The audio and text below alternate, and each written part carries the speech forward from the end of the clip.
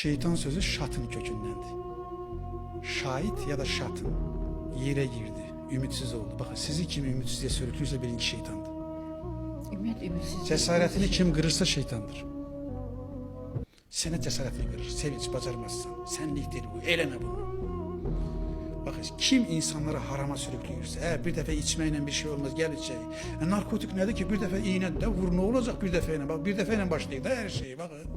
Kim sizi narkotike, şeytanlığa, zinaya, içkiye, kumara, yalana, iftiraya, böhtana, sosyal medyada insanların ailesini, özünü rezil etmeye sürüklüyorsa, bunu yayırsa, pis sözler danışırsa, pisliği çoğaldırsa, senin ümidini kırırsa, sana cesaret vermirse şeytandır. Ne edeceğiz? Sınır koyacağız. Tanıyacağız, mesafe koyacağız. Sizin enerjinizi alan insanlardan uzak durun. Onlara vaxt, zaman, kaynak ayırmayın. Allah her şeyi koyup yolunu da gösterip.